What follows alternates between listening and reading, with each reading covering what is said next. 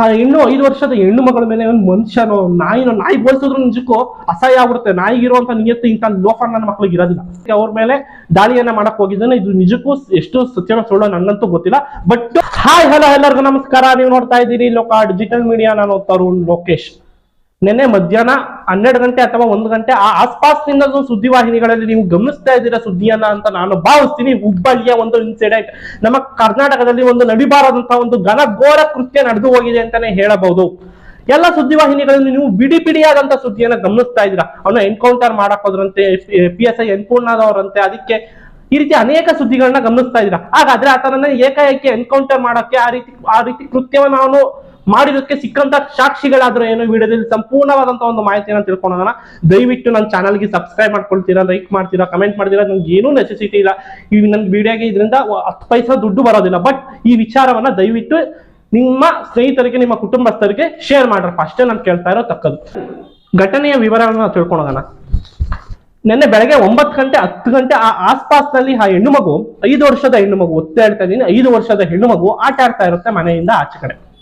ಅದೆಲ್ಲ ಆದ ನಂತರ ಈ ಬಡ್ಡಿ ಮಗ ಕಚಾಡ ನನ್ನ ಮಗ ಬಂದ್ಬಿಟ್ಟು ಏನ್ ಮಾಡ್ತಾನೆ, ಆ ಮಗುಗೆ 5 ರೂಪಾಯಿ 10 ರೂಪಾಯಿ ಇಷ್ಟು ರೂಪಾಯಿ ಒಂದು ಚಾಕ್ಲೇಟ್ ನ ಪುಸ್ತಾಯಿಸಿ ಕೊಟ್ಬಿಟ್ಟು ಆ ಮಗುವನ್ನ ಕರ್ಕೊಂಡು ಹೋಗ್ತಾನೆ. ಅದೆಲ್ಲ ಆದ ನಂತರ ಅವರ ತಂದೆ ತಾಯಿ ಹುಡ್ಕೋದಿಕ್ಕೆ ಸ್ಟಾರ್ಟ್ ಮಾಡ್ತಾರೆ. ಮನೆ ಸುತ್ತಮುತ್ತ ಹುಡುಕ್ತಾರೆ, ಅವ್ರ ಅಕ್ಕಪಕ್ಕದವರೆಲ್ಲ ಸೇರ್ಕೊಂಡು ಎಲ್ಲ ಅವ್ರು ಹುಡುಕ್ತಾರೆ. ಅದೆಲ್ಲ ಆದ ನಂತರ ಮಗು ಕಾಣಿಸೋದಿಲ್ಲ. ಇವ್ರು ಇನ್ನೇನ್ ಮಾಡ್ತಾರೆ, ಗಾಬರಿಯಾಗಿ ಆ ತಂದೆ ತಾಯಿ ಹೋಗಿ ಪೊಲೀಸ್ ಸ್ಟೇಷನ್ಗೆ ಹೋಗಿ ಕಂಪ್ಲೇಂಟ್ ಕೊಡ್ತಾರೆ.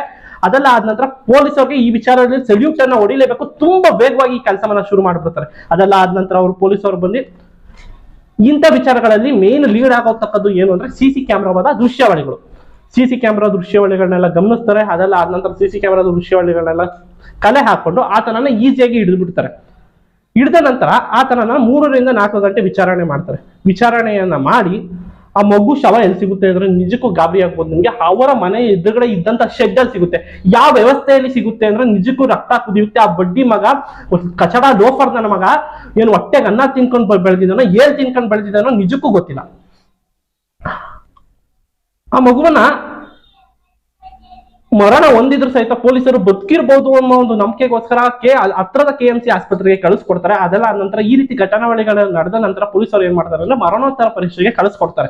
ಅದೆಲ್ಲ ಆದ ನಂತರ ನಿಜಕ್ಕೂ ಈ ಕಚಡ ಲೋಫರ್ ನನ್ನ ಮಗನಿಗೆ ಯಾವ ರೀತಿ ಪದವನ್ನ ಬಳಕೆ ಮಾಡ್ಕೋಬೇಕು ನಿಜಕ್ಕೂ ನನಗೆ ಗೊತ್ತಾಗ್ತಿಲ್ಲ. ಸಾಮಾಜಿಕ ಮಾಧ್ಯಮದಲ್ಲಿ ಈ ರೀತಿ ಪದವನ್ನ ಬಳಕೆ ಮಾಡಬಾರ್ದು ಅನ್ನೋ ಒಂದು ಉದ್ದೇಶಕ್ಕೆ ಸುಮ್ಮನಿದ್ದೀನಿ, ಅನ್ನೋ ಒಂದು ಉದ್ದೇಶಕ್ಕೆ ಮಾತ್ರ ಸುಮ್ಮನಿರತಕ್ಕದ್ದು.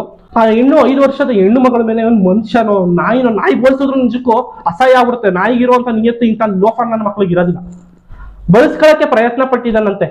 ಈಸಿಯಾಗಿ ಗೊತ್ತಾಗುತ್ತೆ. ಈಗಿನ ಸೈಂಟಿಫಿಕ್ ಯುಗದಲ್ಲಿ ಆರಾಮಾಗಿ ಗೊತ್ತಾಗುತ್ತೆ. ಅದಲ್ಲ ಆತನ ಕೂದಲು, ಆತನ ಉಗುರಿಂದ ಏನಾದ್ರು ಪರ್ಜಿ ಇರತಕ್ಕದ್ದು, ಈ ರೀತಿಯ ಘಟನಾವಳಿಗಳು ಆರಾಮಾಗಿ ಗೊತ್ತಾಗುತ್ತೆ. ಆ ಮಗು ಕಿಚ್ಚಾಡಕ್ಕೆ ಶುರು ಮಾಡಿದ್ಯೋ, ಎಷ್ಟು ಸರಿ ಅಮ್ಮ ಅಂತ ಕೂಗಿದ್ಯೋ, ಅಪ್ಪ ಅಂತ ಕೂಗಿದ್ಯೋ ನಿಜಕ್ಕೂ ಗೊತ್ತಿಲ್ಲ.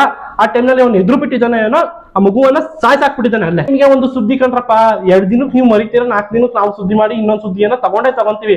ಬಟ್ ಆ ಮನೆಯ ಕುಟುಂಬಸ್ಥರಿಗೆ ಎಂತ ನೋವಿರ್ಬೋದು, ಅವ್ರು ಜೀವನ ಪೂರ್ತಿ ಕೊರಗ್ತಾ ಇರ್ತಾರೆ. ಆ ಮಗು ಎಷ್ಟು ಕನ್ಸುಗಳನ್ನ ಕಟ್ಕೊಂಡಿರೋ ಅವ್ರ ತಂದೆ ತಾಯಿ ನಿಜಕ್ಕೂ ಗೊತ್ತಿಲ್ಲ. ನನ್ನ ಪ್ರಕಾರ ಐ ಥಿಂಕ್ 4 ವರ್ಷ 5 ವರ್ಷ ಅಂದ್ರೆ ಆಸ್ಪಾಸ್ ಬೇಬಿ ಸಿಟ್ಟಿಂಗು ಅಥವಾ LKG ಅವನು ಹೋಗಿರ್ಬೋದು ಹೋದ ವರ್ಷ. ಈ ಟೈಮ್ನಲ್ಲಿ ಬೇಸಿಗೆ ರಜಾ ಅಂತ ನಾನು ಭಾವಿಸ್ತೀನಿ. ಈ ಕಚಡ ಕೃತ್ಯವನ್ನ ಎಸ್ಕಿದಾನಲ್ಲ ಅವನ್ನ ಪೊಲೀಸರು ವಿಚಾರಣೆಯನ್ನ ಮಾಡಕ್ ಶುರು ಮಾಡ್ತಾರೆ. 2-3 ಗಂಟೆ ಆದ ನಂತರ 2-3 ಗಂಟೆ ವಿಚಾರಣೆ ಮಾಡಿ ಎಲ್ಲಿಯೋನಪ್ಪ ನೀನು, ಎಲ್ಲಿಂದ ಬಂದಿದ್ಯೋ ಅಂತ ಚೆನ್ನಾಗಿ ಅವರ ಶೈಲಿಯಲ್ಲಿ ವಿಚಾರಣೆ ಮಾಡಿದ ನಂತರ ಅವನು ಬಿಹಾರದ ಪಾಟ್ನಾ ಮೂಲದ ವ್ಯಕ್ತಿ ಅಂತೆ. ಆತನನ್ನ ಮನೆಯಿಂದ ಆಚೆ ಕಳಿಸಿದ್ದಾರೆ.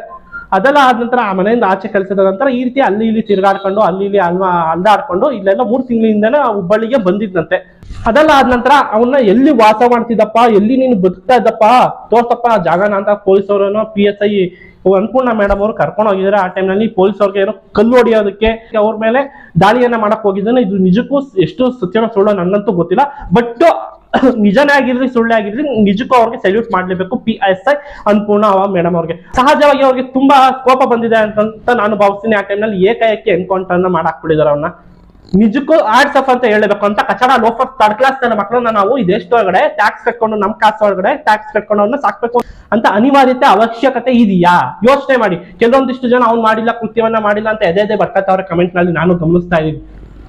ಸಾಕ್ಷಿದಾರಗಳಿಲ್ಲದೆ ಪೊಲೀಸರು ಯಾವುದೇ ಕಾರಣಕ್ಕೂ ಈ ರೀತಿ ಮಾಡೋದಿಲ್ಲ. ಇದನ್ನು ಕೋರ್ಟ್ಗೆ ಹೋಗ್ಬೇಕು, ಅವ್ರ ಕೋರ್ಟಲ್ಲಿ ಇದಕ್ಕೋಸ್ಕರ ಓಡಾಡ್ಬೇಕು. ಸುಮ್ಮನೆ ಏಕಾಏಕಿ ನಡೆಯೋದಿಲ್ಲ ಇಂಥ ಘಟನಾವಳಿಗಳು. ಒಳ್ಳೆ ಕೆಲಸವನ್ನ ಮಾಡಿದ್ದಾರೆ. ಇನ್ನೊಬ್ಬ ಈ ರೀತಿ ಯೋಚನೆ ಮಾಡಕ್ಕೂ ಸಹಿತ ಹೆದರ್ಬೇಕು, ಆ ರೀತಿ ಮಾಡಿದ್ದಾರೆ ಅಂತಾನೆ ಹೇಳ್ಬೋದು. ಎನ್ಕೌಂಟರ್ ಮಾಡಿದಂತ PSI ಅನ್ನಪೂರ್ಣ ಮೇಡಮ್ ಅವ್ರಿಗೆ ನಮ್ಮ ಕಡೆಯಿಂದ ಸಲ್ಯೂಟ್. ಕರ್ನಾಟಕ ಜನರು ಅವ್ರಿಗೆ ಸಲ್ಯೂಟ್ ಮಾಡ್ಲೇಬೇಕು.